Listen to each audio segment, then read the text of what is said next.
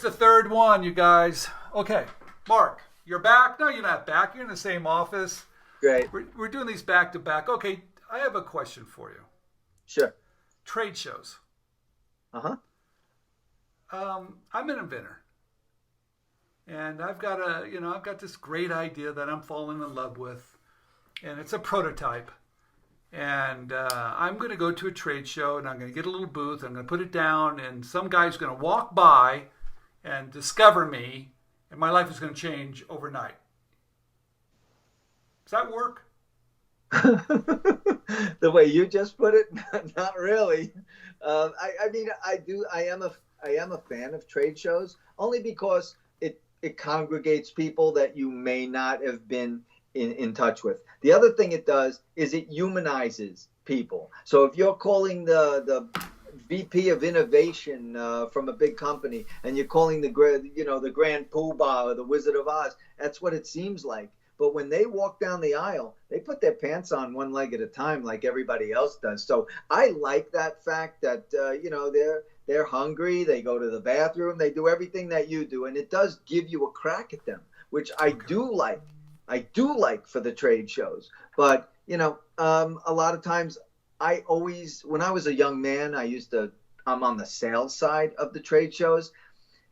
And because of my demeanor and my personality, I couldn't stand it. I thought they sucked, because you have to stand there and you have to say, "Oh, Stephen, that vest looks so great on you," and then I got to wait for you to say, "Oh, thank you very much." And really what I want to do is punch you in the face. That's what I want to do. So, and then you have to do that for 4 days in a row and 8 hours a day. And it just, from that perspective, I always hated that. I mean, that was one of the main reasons I always worked for myself after that. That's one of the main reasons I did the TV show, so that I didn't have to kiss anybody's ass. That's what I didn't want to do it. Is there any risk if I have an idea? Maybe there is, maybe there isn't. I don't know. But let's say I go to a trade show. I've got a great idea. I put it there and everybody's walking by. They're taking pictures. I've got people from all over the world there. And I'm just sitting there and there's no control. I can't control it because my product is there in front of everybody. Do I have any worry that someone's going to see that, take a picture, and next thing you know, I'm going to see it 2 weeks later someplace else? It's always a possibility. That's a downside to that because, I spent half the trade show when I did have a booth. Back then there were no cell phones and the cameras, but today everybody's a director, a producer, everybody's got a video camera in their hand, everybody's got when you're not looking, how do you police all that? And then there's the international pavilions, and then they walk through and go, "Oh, what's the latest and greatest? Let me take a look at that." And then, even if you're not looking, zip, they take it on the cell phone. Anybody can take it on the cell phone. So the answer is, always a risk, but I wouldn't lay up nights worrying about it. The good thing is if you see the glass half full, they're doing it because the item looks great and it looks like a win, right? If you're sitting in your booth and it looks like you got a piece of shit and nobody even wants to talk to you or take a picture of your thing. Okay, so let's say I do go to a trade show and everybody keeps on walking by and no one ever stops. Should I throw my arms up and go, "Well, I'm a bad pitchman," or maybe my product's not standing out, or what do I do then?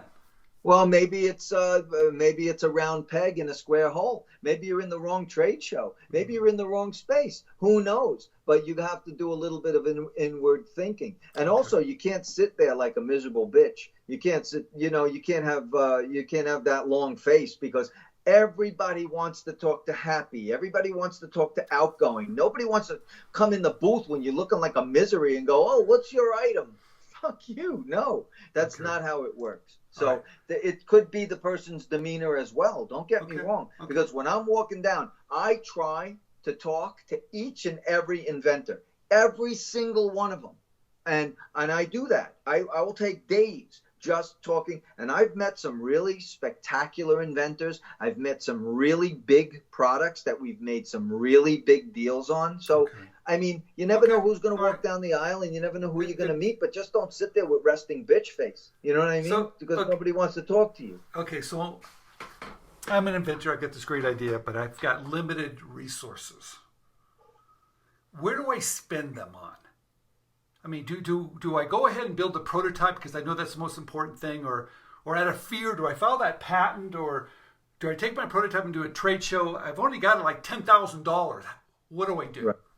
That's a great question. I mean, because number one, and I'm not side skirting the question, Stephen. That's not why I came. I came to answer questions, not to sidestep them. But depending on the item, depending on what it is, and depending on who's the ultimate purchaser, licensee, or consumer, that it's different every time. Okay. Because you would need to have someone take a look at it, like yourself or like me, and take a look and say, okay, listen, you've got this idea. A sell sheet doesn't cost you anything. So that's not going to bite into your 10,000. So make a sell sheet, conceptualize it, make sure that it doesn't exist. Maybe $500 for a knockout search. Sorry, all you attorneys out there who overcharge, but it's a $500 knockout search, and you find out that nobody else has done it.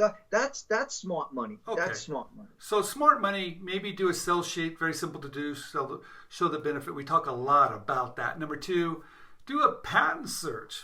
It's pretty affordable. See if something's close or not. Seems like a pretty good investment.